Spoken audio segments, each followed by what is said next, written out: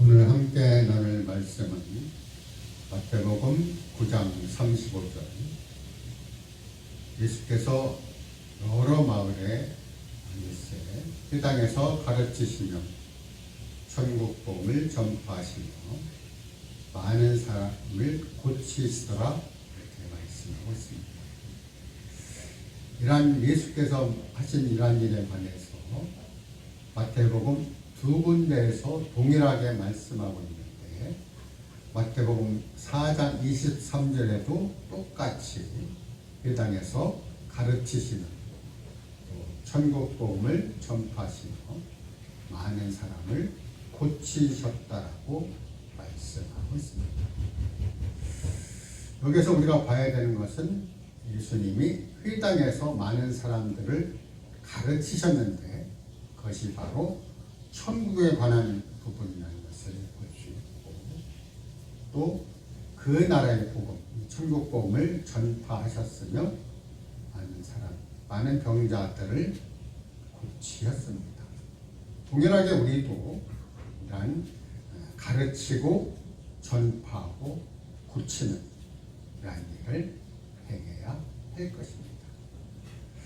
교회가 약화되고 이렇게 좀 전진이 없는 그러한 상황, 이러한 일들을 성실히 수행하지 않았기 때문입니다. 어떤 것에 편중한다든가, 특히 신유의 은사에 편중해서 그러한 것에 우리는 마음을 쓰지 않도록 동일하게 가르치고 전파하고 고치는 일을 해야 할 것입니다. 아멘. 천국에 관한 이런 부분에서 우리는 박용규 목사님, 돌아가신 박용규 목사님이 말씀하신 것이 있습니다. 인생의 결국이 천국과 지옥으로 나눠지는데, 일생 동안 우리는 무엇을 준비하는가에 아주 중요하다 말씀을 드릴 수 있겠습니다. 일생 동안 우리는 지옥을 향하여 가는 사람들이 있고, 또 천국을 향하여 가는 사람들이 있습니다. 천국과 지옥으로 나눠지는 상황에서 나는 어디로 가는 것인가? 나는 어디를 향하고 있는가? 분명히 알아야 할 것입니다. 천국에 관한 부분에서 마태복음 5장, 또 13장, 24장, 25장에 많은 말씀들이 있습니다. 마태복음 5장 3절에서는 심령이 가난한 자는 복이 있나니 천국이 그들의 것이며, 이렇게 말씀하고 있습니다. 아멘. 천국에 관한 이런 부분에서 우리의 심령이 가난해야 한다는 것을 보는데, 심령이 가난한 것은 내 안에 무엇으로 채워져 있는가? 채워진 것을 다 비워야 한다는 것입니다. 아멘. 많은 사람들이 우리 안에 가지고 있는 많은 것들을 비워함에도 불구하고, 특히 낚시하는 사람들은 낚시로 채워져 있고, 또 바둑 두는 사람들은 바둑으로 채워져 있고, 부동산 하는 사람은 부동산으로 채워져 있고, 또 골프를 치는 사람들은 골프로 채워져 있는 것을 보는데, 이런 것을 다 내려놓을 때 천국이 우리의 것이라고 말씀드릴 수 있습니다. 또한 의를 위하여 핍박을 받는 자는 복이 있나니 천국이 그들, 핍박을 받는 자의 것이라고 말씀하고 있습니다. 환난, 곤고, 핍박, 기근, 적신, 위험, 칼이 우리를 해치 못하는 것은 천국에 소망을 두고 있기 때문에 그런 것을 넉넉히 있습니다. 복음은 많은 믿는 이들의 순교를 통하여 자라고 성장되어 왔습니다. 많은 경우에 우리는 믿음의 선진들이 이 땅에 많은 핏부림을 했다라는 것을 볼 수 있습니다. 어떤 사람은 톱에 켜기도 하고 칼로 찔리고 순교를 당하고, 그런 것들이 동일한 이 시대에도 자행되고 있다라는 것을 보는데, 이슬람권 안에서의 이러한 기독교의 박해는 우리 모두가 다 아는 것이고, 지난번에는 나이지리아에서 구레타 순교하는 많은 믿는 이들을 볼 수 있습니다. 이렇게 순교자들의 뿌린 피를 복음은 그들을 통하여 자라고 성장되고 전파되어 왔다는 것을 알 수 있습니다. 그리고 나서 우리는 어떤 것을 또 봐야 되는가? 마태복음 그 말씀 안에서 13장 11절에서는 천국의 비밀을 아는 것이 너희에게는 허락되었으나 저들에게는 아니 되었다라고 말씀하고 있습니다. 천국의 비밀을 믿는 이들에게는 천국의 비밀이 나타나 있고, 믿지 않는 이들에게는 가려져 있다라고 생각할 수 있는데, 그것보다는 천국의 비밀이 어떤 믿는 이들에게는 허락되었고 어떤 믿는 이들에게는 아니 되었다라고 말씀하고 있는 것입니다. 이러한 천국의 비밀을 나는 분명히 알고 있는가, 나는 그러한 비밀을 모르고 있는가는 커다란 차이가 있는데, 이러한 비밀을 우리는 아는 자들로 복받은 사람들이라는 것을 볼 수 있습니다. 그 앞에 천국의 비밀에 관한 말씀 전에 4가지 땅이 나오는데, 이것이 바로 씨 뿌리는 비유의 천국의 비유를 볼 수 있습니다. 첫 번째 땅은 길가였습니다. 천국 복음의 말씀을 들을 때 깨닫지 못할 때 사단이 와서, 새들이 와서 그 씨를 먹어버린 것 같고, 두 번째 땅에는 돌밭에 떨어졌는데 말씀으로 인하여 환난이나 박해가 일어날 때는 넘어지는 자예요. 그래서 뿌리를 내리지 못한 이런 상태를 보는, 특별히 뿌리를 깊게 박아야 되는 것은 그리스도 안에서 뿌리를 박아 우리로 그 말씀으로 인하여 박해가 일어날 때 노동치 않게 하는 그런 것이 필요합니다. 레바논의 백향목 같은 경우에는 2000m의 뿌리를 박는다고 합니다. 이런 뿌리 박음에서 그리스도 안에 깊게 뿌리를 박아야 할 것입니다. 세 번째 땅에서는 그 가시떨기의 땅이었는데, 이런 씨가 가시떨기에 떨어졌을 때 싹도 잘 나고 또 뿌리도 잘 내렸는데, 그러한 상황에서 말씀으로 인하여 또 재리의 유혹과 세상의 염려로 결실을 하지 못한 상태로 보는데, 그러한 상태에서는 결실을 할 수가 없습니다. 네 번째 땅은 좋은 땅이어서 30배, 60배, 100배의 결실을 하였다라고 말씀하고 있습니다.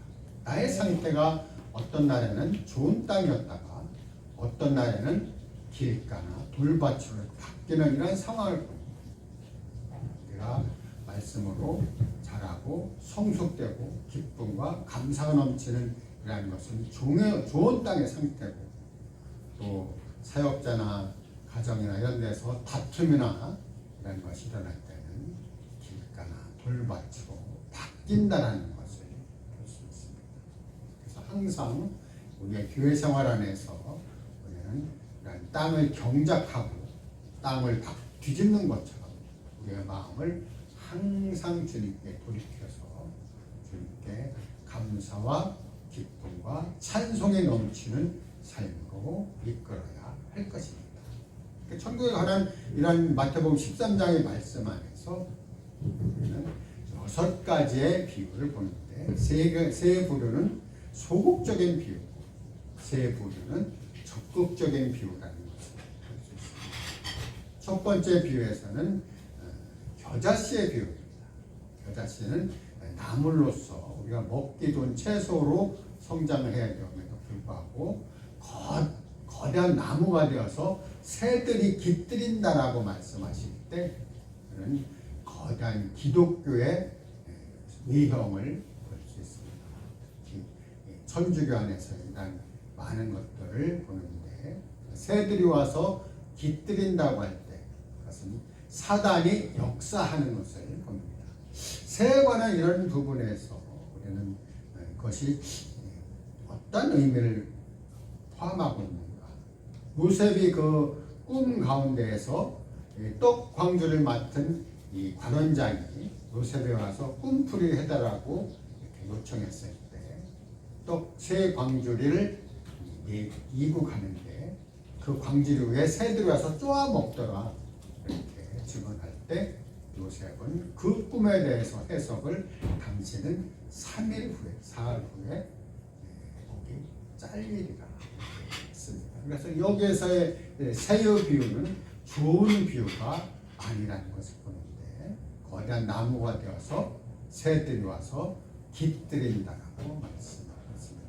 두 번째 비유에서는 가라지의 비유입니다. 가라지 비유는 가서 곡식을 뿌린 다음에 가라지를 덧뿌리고 갔다라고 할 때 싹이 났을 때에 곡식과 가라지가 같이 자라는 것을 보고 가라지를 뽑으리우리까 말씀드릴 때 그냥 두어라. 그 가라지를 뽑다가 곡식까지 다칠까 염려하노라. 가라지는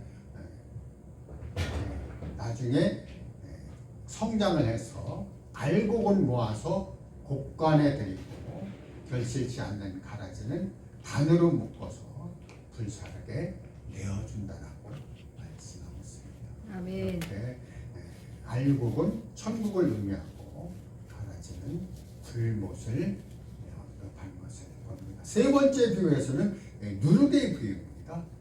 누룩이 온 덩이에 퍼지지 않느냐 이렇게 말씀하실 때 누룩은 그 6월절 첫 번째 날 무교절 날 무교병을 부을 때 그 무교병 안에는 절대로 누룩을 넣지 않았습니다.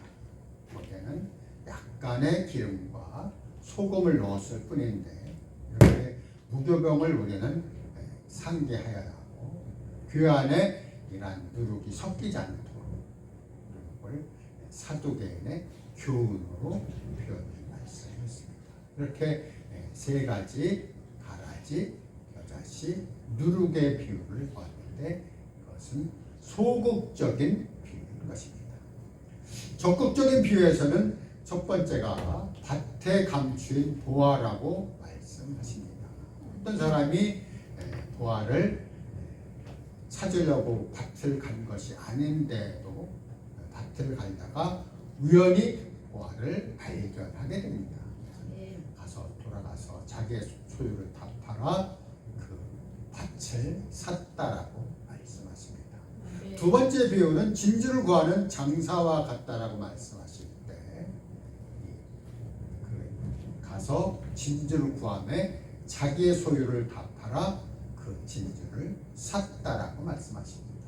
첫 번째와 두 번째 비유에서 상위점은 천국을 어떤 사람은 몰랐고 두 번째 어떤 사람은 천국을 알았습니다.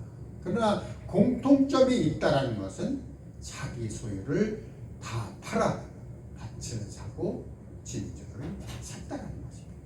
자기 소유라고 말씀하실 때 자기 소유는 재물에 국한되기가 쉬우나 자기가 가진 은사나 능력이나 열정이나 시간이나 또 능력 그리고 재물 많은 자기의 그런 어떠함을 다 팔아 다 주님께 드림으로 천국을 넉넉히 소유할 수 있게 되는 것입니다. 세 번째 비유는 그물을 치고 물고기를 모으는 바다에다 그물을 치는 그런 상황을 말씀하고 있는데 그물을 물가로 끌어내어서 좋은 것은 그래서 담고 나쁜 것은 내어버린다라고 말씀하십니다. 그래서 그래서 담는 것은 천국에 들어가는 것을 보는데 이렇게 우리는 천국에 관한 이런 부분에서 좋은 비유 세 가지 비유를 볼 수 있습니다. 이 땅에서 우리의 삶은 천국에 가기 위한 이러한 준비 과정에 있습니다. 어떤 사람이 천국에 들어갔고 어떤 사람이 못 들어가는 것을 잘 나타나 있는 것이 마태복음 25장에서의 10처녀의 비유인 것입니다. 그래서 5처녀는 슬기로운 처녀였고 5처녀는 미련한 처녀였다라고 말씀하십니다. 그들의 차이는 다 등불을 가졌고 그 등 안에서의 생활을 했다라는 것을 보는데, 마태복음 5장에서 너희는 빛과 소금이라고 말씀하십니다. 등불을 가졌다라는 것은 그들이 믿는 이들로서 빛나는 생활을 했다라는 것을 보는데, 거기에 차이점이 있었으면 그것은 기름을 어떤 사람 5처녀는 갖지 않았고 5처녀는 기름을 가졌다라는 것을 봅니다. 그래서 그들이 다 졸며 잘새 신랑이 더디움으로 이러한 상황에서 신랑이 온다는 이러한 소식을 들었습니다. 이러한 소식 가운데에서 우리는 그들이 등불이 꺼져가니까 그 등을 켜기 위해서 기름을 가진 처녀에게 그 처녀에 관해서 기름을 좀 나눠달라고 하니까 우리의 쓰기에도 부족하니까 가서 기름을 파는 자들에 가서 기름을 사라 이렇게 얘기했을 때 그들이 기름을 사러 감으로 그때 주님이 오셨습니다. 그래서 그들이 기름을 사갖고 돌아왔을 때 문은 닫힌지라 그들이 주여 주여 우리에게 열어주소서 요청을 하고 간청했는데 주님은 내가 너희를 도무지 모르노라 이렇게 말씀하시면서 그들을 거절한 것을 볼 수 있습니다. 우리는 그 성경 안에서 슬피 울며 이를 간다라는 이란 단어를 여러 번 접하게 되는데, 그 상황은 그때 내가 조금만 더 했더라면 천국에 넉넉히 들어갈 수 있었을 텐데, 이란 상황에 애통하고 비천한 이란 상황을 그러한 상황에서의 것을 보는데, 이러한 것을 우리는 그 상태가 되지 않도록 이 땅에서 삶이 얼마만큼 중요한 것을 봐야 합니다.